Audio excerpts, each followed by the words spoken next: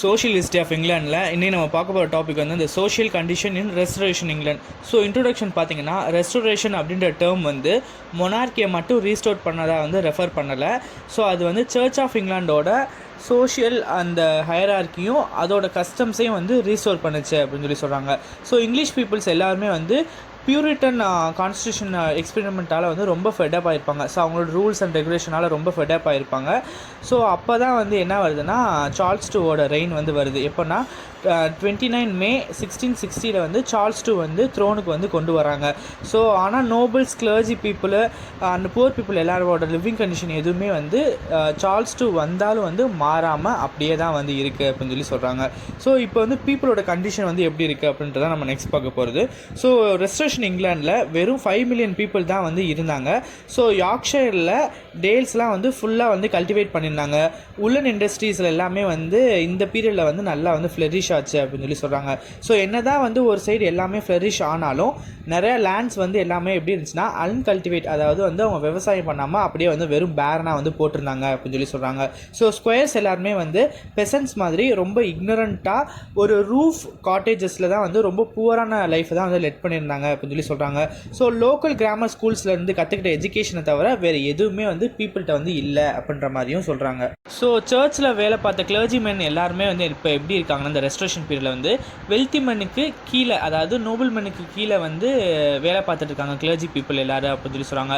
So படித்த clergy மென் எல்லாருமே வந்து டவுனில் தான் வந்து இருந்தாங்க, சாதாரண குட்டி குட்டி கிராமத்தில் வந்து இல்லை அப்படின்னு சொல்லி சொல்கிறாங்க.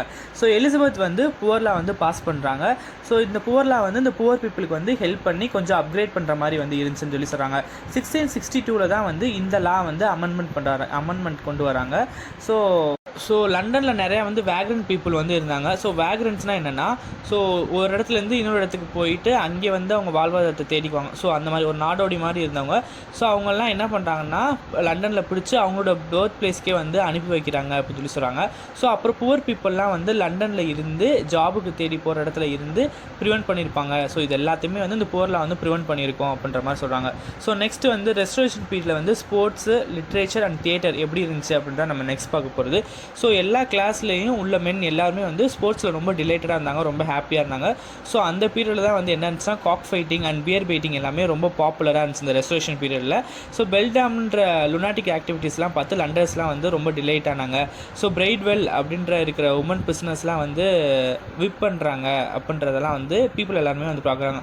ஸோ பிரைட்வெல் அப்படின்றது ஒரு பிளேஸு, அதில் இருக்கிற உமன் பிஸ்னஸை எப்படிலாம் வந்து விப் பண்ணுறாங்க, ஒரு சாதாரண தப்பு பண்ணிட்டாலும் சாட்டையால் எப்படி அடிக்கிறாங்கன்றதெல்லாம் வந்து இந்த பொதுமக்கள் வந்து பார்க்குறாங்க அப்படின்னு சொல்லி சொல்கிறாங்க.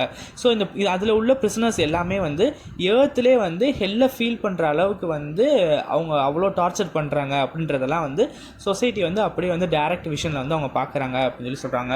ஸோ மென் எல்லாருமே எப்பயுமே வந்து குடிச்சிட்டு ரொம்ப ஜாலியாக ஒரு மெரி மேக்கிங்கில் தான் வந்து இருந்தாங்கன்றாங்க. ஸோ இப்படி குடிச்சிட்டு திரிறனாலே வந்து நிறைய ரவுடிசம்லாம் வந்து இந்த ரெஸ்டரேஷன் இங்கிலாண்டில் வந்து இருந்துச்சுன்னு சொல்லி சொல்கிறாங்க. ஸோ இந்த ரெஸ்டரேஷன் பீரியடில் வந்து சென்சார்ஷிப்லாம் வந்து ரொம்ப ஸ்ட்ராங்காக வந்து இருந்துச்சு அப்படின்னு சொல்லி சொல்கிறாங்க. ஸோ லிட்ரேச்சரோட அவுட்புட் வந்து கன்சிடர் பண்ணுற மாதிரி தான் வந்து இந்த பீரியடில் வந்து லிட்ரேச்சர் வந்து இருந்துச்சு அப்படின்னு சொல்லி சொல்கிறாங்க. So Chevalier பார்லிமெண்ட்லேருந்து first licensing act வந்து 1663 வந்து பாஸ் ஆச்சு.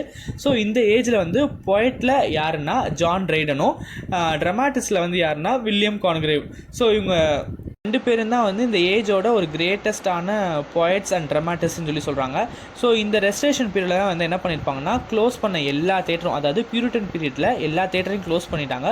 ஸோ ரெஸ்டரேஷனில் வந்து இந்த க்ளோஸ் பண்ண எல்லா தேட்டரையுமே வந்து என்ன பண்ணியிருப்பாங்கன்னா, ரீஓப்பன் பண்ணியிருப்பாங்க அப்படின்னு சொல்லி சொல்கிறாங்க. ஸோ வெல் கிவ்னே அப்படின்ற ஆக்ட்ரஸ் எல்லாமே வந்து பாய் ஆக்ட்ரஸை வந்து ரீப்ளேஸ் பண்ணுற மாதிரி வந்து இருந்தாங்க. ஸோ பிளேஸ் எல்லாமே வந்து ஈவினிங்கில் வந்து ஸ்டேஜ் பண்ணியிருப்பாங்க. விச்சர்லி அண்ட் வில்லியம் கான்கிரேவ் ரெண்டுமே சேர்ந்து வந்து என்ன பண்ணியிருப்பாங்கன்னா, காமெடியாஸ் மேனர்ஸ் அப்படின்றத வந்து ரொம்ப பாப்புலரைஸ் பண்ணியிருப்பாங்க அப்படின்ற மாதிரி சொல்கிறாங்க. ஸோ லண்டனில் உள்ள ரோடோட கண்டிஷனும் சேஃப்டியும் எப்படின்றத நம்ம நெக்ஸ்ட் பார்க்க போகிற டாப்பிக்கு. ஸோ ரோட்ஸ் எல்லாமே வந்து ரொம்ப மோசமாக இருந்துச்சு. ஸோ ரெய்னி சீசனில் எல்லாமே வந்து வெஹிக்கிள்ஸ்லாம் வந்து அப்படியே மட்டில் ஸ்டக்கப் ஆகி அதால் பாஸே ஆக முடியாது. ஸோ அந்தளவுக்கு வந்து மட்டு வந்து இருந்துச்சு. So fastest method of travelling வந்து எதுனா ஹார்ஸ் பேக்கில் தான் அப்படின்னு சொல்லி சொல்கிறாங்க. ஸோ மெயிலெலாம் வந்து ஒரு இடத்துல வந்து இன்னொரு இடத்துக்கு அனுப்புறதுக்கு வந்து ஹார்ஸில் பேக் பண்ணி அப்படி ஹார்ஸ் மூலியமாக தான் வந்து கொண்டு போனாங்க. ஸோ அப்போ எந்த வெஹிக்கிளுக்குமே வந்து அந்த ரோடு கரெக்டான ஃபெசிலிட்டி பண்ணி கொடுக்கல அப்படின்னு சொல்லி சொல்கிறாங்க. ஸோ சார்ல்ஸ் டூவோட ரெயினில் தான் வந்து மெயின் ரோட்ஸ்லாம் வந்து கொஞ்சம் கொஞ்சமாக வந்து இம்ப்ரூவ்மெண்ட் பண்ண ஆரம்பித்தாங்க. ஸோ அப்புறம் வந்து ட்ராவலர்ஸ்க்கு வந்து ஹைவேமென்னால் அன்பிரிடிக்டபிள் அட்டாக்ஸ்லாம் வந்து நிறைய நடக்க ஆரம்பிச்சிச்சு. ஸோ நேஷனல் ஹைவேஸில் நடக்கிற மாதிரி நிறைய சம்பவம்லாம் வந்து சார்ல்ஸ் டூவோட பீரியட்லேயே வந்து வர ஆரம்பிச்சிச்சுன்னு சொல்லி சொல்கிறாங்க. ஸோ ஒரு டேஞ்சர் வந்து இந்த ஹைவேமென்னால் வந்து இப்படி தான் பண்ணுவாங்களா அப்படின்ற யோசிக்க முடியாத அளவுக்கு அன்பிரிடிக்டபிள் அட்டாக் வந்து எப்பயுமே இருந்துகிட்டே இருந்துச்சு. ஸோ அந்த ரோட்டில் ட்ராவல் பண்ணவே வந்து நிறைய பேர் வந்து பயப்பட ஆரம்பிச்சாங்கன்றாங்க. ஸோ இந்த ஹைவே மென் எல்லாருமே வந்து ரோட்லேயே தான் வந்துருந்தாங்க. ஸோ அந்த ஹைவே ராபர்ஸ்க்கும் இன்கீப்பர்ஸ்க்கும் வந்து அடிக்கடி வந்து சண்டை வந்துகிட்டே வந்து இருக்கும் அப்படின்றாங்க. ஸோ இன்னில் இருந்த ஒரே ரெடீமிங் ஃபியூச்சர் வந்து என்னென்னா, ட்ராவலர்ஸ்க்கு வந்து எப்பயுமே வந்து பிளென்ட்டியாக என்னென்ன விஷயம் வந்து இருந்துச்சுன்னா, ஃபுட் இருந்துச்சு, ட்ரிங்க் இருந்துச்சு அண்ட் என்டர்டெயின்மெண்ட். இது மூணுமே வந்து ரொம்ப வெல்த்தியாக வந்து இருந்துச்சு அப்படின்னு சொல்லி சொல்கிறாங்க. ஸோ நெக்ஸ்ட் வந்து sanitation and great plague of 1665 அப்படின்னு சொல்லி சொல்கிறாங்க. ஸோ ரெஸ்டரேஷன் ஏஜில் தான் வந்து ஹவுசஸ்லாம் வந்து ரொம்ப கன்ஜஸ்டடாக இருந்துச்சு, ரொம்ப க்ளோஸாக வந்து இருந்துச்சு. ஸ்பேஸ்லாம் வந்து கொஞ்சம் ஸ்பேஸாக இல்லாமல் ரொம்ப நேரோவாக வந்து இருந்துச்சுன்றாங்க. ஸோ ஒவ்வொரு ஸ்ட்ரீட்லேயும் வந்து ஒரு ஃபில்த்தியான ரிவர் ஓடிட்டே இருந்துச்சு, ஒரு சாக்கடை வந்து ஓடிட்டே இருக்க மாதிரி ஒவ்வொரு ஸ்ட்ரீட்லேயும் வந்து ஒரு ரொம்ப தண்ணி குளம் குட்டை மாதிரி சாக்கடை மாதிரி வந்து இருந்துகிட்டே இருந்துச்சுன்றாங்க. ஈவன் தேம்ஸ் ரிவர் கூட வந்து ட்ரைனேஜ் மாதிரி வந்து மாறிடுச்சு அப்படின்னு சொல்லி சொல்கிறாங்க. ஸோ சம்மரில் கூட வந்து லண்டன் ரொம்ப ஸ்ட்ரென்ச்சாக, அதாவது ஸ்ட்ரென்ச்னால் வந்து தவிர்க்க முடியாத ஒரு முட்டை ஸ்மெல்லு மாதிரி வந்து ஸ்மெல்லு வந்துகிட்டே வந்துச்சு. எப்படின்னா வீட்டு வாசல் முன்னாடி இப்படி ஒரு ஃபில்த்தியான ஒரு தண்ணி இருந்துச்சுன்னா கண்டிப்பாக ஸ்மெல்லு வரும்ல. ஸோ அது சம்மரில் கூட வந்து டாலரேட் பண்ணிக்க முடியாத அளவுக்கு வந்து அந்த ஸ்மெல்லு வந்துகிட்டே வந்து இருந்துச்சு அப்படின்றாங்க. ரெஸ்டரேஷன் பீரியடில் வந்து 2 நேச்சுரல் கெலாமிட்டிஸ் வந்து இருந்துச்சு. ஸோ ஒன்று வந்து பிளேக் ஆஃப் லண்டன், இன்னொன்று வந்து கிரேட் ஃபயர் ஆஃப் லண்டன் அப்படின்னு சொல்லி சொல்கிறாங்க. இந்த 1665 வந்து கிரேட் பிளேக் வந்து லண்டனுக்கு வந்து ஃபர்ஸ்ட் இன்சிடென்ட்ஸாக வந்த டிசீஸ் வந்து கிடையாது. ஸோ இந்த 1665 வந்த பிளேக் வந்து last series of outbreak அப்படின்னு சொல்லி சொல்கிறாங்க. அதாவது 1665 நூற்றாண்டில் பிளேக் வரல, அதுக்கு முன்னாடியே வந்து லண்டனில் வந்து பிளேக் வந்துருச்சு. ஆனால் அந்த 1665 வந்த பிளேக் தான் வந்து இதுதான்ப்பா லாஸ்ட்டு பிளேக், இதுக்கப்புறம் வந்து லண்டனுக்கு இன்ன வரைக்கும் பிளேக் வரல அப்படின்றனால தான் அதை last series of outbreak அப்படின்னு சொல்லி சொல்கிறாங்க. ஏன்னா 1348 வந்து இங்கிலாண்டில் வந்து ஒரு சடனாக வந்து பிளாக் டெத் வந்து அப்பியர் ஆச்சு. ஸோ இது வந்து ஃபர்ஸ்ட்டு. ஸோ நெக்ஸ்ட் வந்து 1348 இருந்து 1377 வந்து 3 தடவை வந்து பிளேக் வந்துட்டு போயிருக்கும். ஸோ அதிலே வந்து இந்த லண்டனில் இருக்க பாப்புலேஷன் எல்லாமே வந்து டீப்பாக வந்து அழிஞ்சு போயிருக்கும் அப்படின்னு சொல்லி சொல்கிறாங்க. ஸோ ஒரு அவுட் பிரேக் வந்து ஜேம்ஸ் ஃபஸ்ட்டோட ரெயினில் வந்து நடந்துச்சு, இன்னொரு அவுட் பிரேக் வந்து சார்ல்ஸ் ஃபஸ்ட்டு கிங்காக வந்தப்போ வந்து நடந்துச்சு அப்படின்ற மாதிரியும் சொல்கிறாங்க. ஸோ 1636 வந்து ஒரு மைல்டான பிளேக் வருது. அப்புறம் 30 இயர்ஸுக்கு அப்புறம் 1665 வந்து ஒரு மேஜர் பிளேக் வந்து வருது அப்படின்னு சொல்லி சொல்கிறாங்க. ஸோ இந்த 1665 வந்த பிளேக் தான் வந்து 68,000 வந்து பீப்புளை வந்து கொண்டுட்டு போயிடுது, அதோட டிசீஸோடைய பீப்புள் எல்லாத்தையும் கொன்று அப்படியே கொண்டு போயிடுது அப்படின்னு சொல்லி சொல்கிறாங்க. ஸோ இந்த 1665 நடந்த ஒரு கிரேட் பிளேக் வந்து வந்துச்சு. ஸோ இத்தனை பீப்புள் வந்து செத்து போயிட்டாங்க, ஸோ இது இந்த காரணத்தினால நடந்துச்சுன்னு சொல்லிட்டு சாமுவல் பெப்பீஸ் அப்படின்ற ஒரு டைரி ரெக்கார்டர் வந்து என்ன பண்ணியிருப்பாருன்னா அவரோட டைரியில் வந்து ரெக்கார்ட் பண்ணியிருப்பாரு அப்படின்னு சொல்லி சொல்கிறாங்க.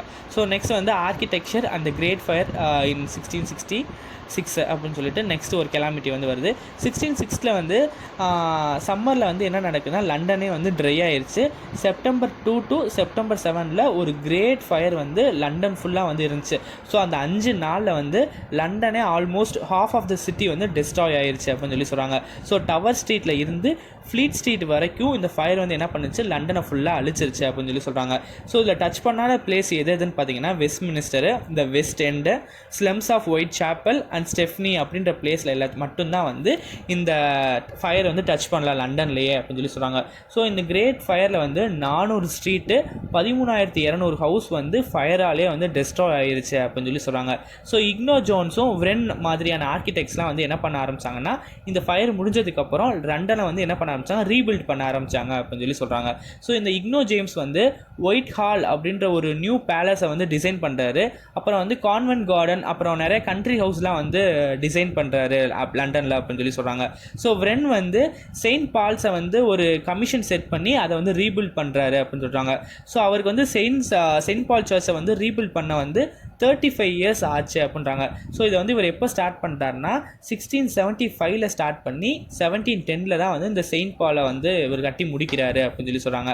அதை மட்டும் முடிச்சதுக்கப்புறம் இவர் வந்து இன்னும் 50 சர்ச்சஸ்க்கு வந்து நிறைய டிசைன் பண்ணுறாரு அப்படின்னு சொல்லி சொல்கிறாங்க. ஆக்ஸ்ஃபோர்ட் யூனிவர்சிட்டியில் வந்து இவர் ஷெல்டோனியன் யூனியன் தியேட்டர் கொண்டு வராரு, குயின்ஸ் காலேஜில் வந்து சாப்பல், அப்புறம் கிறிஸ்ட் சர்ச் எல்லாத்தையுமே வந்து லண்டனில் வந்து பில்ட் பண்ணுறாரு அப்படின்னு சொல்லி சொல்கிறாங்க. ஸோ கேம்பிரிட்ஜில் வந்து இவர் வந்து Trinity college library, Emmanuel and Pembroke chapel எல்லாத்தையுமே வந்து பில்ட் பண்ணியிருப்பார் வென் வந்து அப்படின்னு சொல்லி சொல்கிறாங்க. அதுக்கப்புறம் வந்து விரென் என்ன பண்ணுறாருன்னா நிறையா மானுமெண்ட்லாம் வந்து பில்ட் பண்ணியிருக்காரு. So Greenwich hospital, Hampton court place, இது எல்லாத்தையும் வந்து நிறைய பார்ட்டை வந்து டிசைன் பண்ணியிருப்பார். ஸோ மானுமெண்ட் பில்ட் பண்ண தவிர க்ரீன்விச் ஹாஸ்பிட்டலில், அப்புறம் ஹாம்ப்டன் கோர்ட்டில், அப்புறம் பேலஸ்க்கு வந்து நிறையா பார்ட்டை வந்து டிசைன் பண்ணி கொடுத்துருக்காரு அப்படின்னு சொல்லி சொல்கிறாங்க. ஸோ இதோட கன்க்ளூஷன் என்ன பார்த்தீங்கன்னா, ரெஸ்ட்ரேஷன் வந்து பொலிட்டிக்கலாகவும் சரி, இங்கிலாண்டோட ஹிஸ்ட்ரியாகவும் சரி, இது வந்து ஒரு மைல் ஸ்டோனு, ரெஸ்ட்ரேஷன் வந்து ஒரு மைல் ஸ்டோன் அப்படின்னு சொல்லி சொல்கிறாங்க. ஸோ பாலிடிக்ஸ் மொனார்க்கியை வந்து இது கண்டிப்பாக வந்து ரீஸ்டோர் பண்ணுச்சு அப்படின்னு சொல்லி சொல்கிறாங்க. அதுக்கப்புறம் வந்து 2 கிரேட் ட்ராஜடி வந்து இருந்துச்சு. அது 2 என்னென்னா கிரேட் ஃபயரு, கிரேட் பிளேக் அப்படின்னு சொல்லி சொல்கிறாங்க. ஸோ இந்த கிரேட் ஃபயரை தான் வந்து என்ன சொல்கிறாங்கன்னா பிளெஸ்ஸிங் இன் டிஸ்கைஸ் அப்படின்னு சொல்லி சொல்கிறாங்க. ஏன்னா இது வந்து 2 விஷயத்தை வந்து பண்ணுச்சு. ஒன்று வந்து அந்த பிளேக் வர நேரத்தில் எலி எல்லாத்தையுமே வந்து ஃபயரை வச்சு சாகடிச்சிச்சு. ஸோ இது ஒரு விஷயம். இன்னொரு விஷயம் என்னென்னா, இப்படி வந்து கிரேட் ஃபயர் வந்தனால தான் வந்து இப்போ வந்து லண்டனை வந்து நிறையா ரீபில்ட் பண்ணி இப்போ வந்து அது ஒரு எபிட்டோமாக வந்து எல்லாத்துக்கும் வந்து இருக்குது அப்படின்னு சொல்லி சொல்கிறாங்க. ஸோ இந்த கிரேட் ஃபயரால் தான் வந்து லண்டன் வந்து மாடர்ன் சிட்டியாக வந்து மாறுச்சு. ஸோ அதை வந்து சானிடேட் பண்ணுச்சு. இது எல்லாமே வந்து இந்த நேச்சுரல் கெலாமிட்டிஸ்க்கு அப்புறம் தான் அப்படின்னு சொல்லிட்டு ரெஸ்ட்ரேஷனை வந்து முடிக்கிறாங்க. தேங்க்யூ.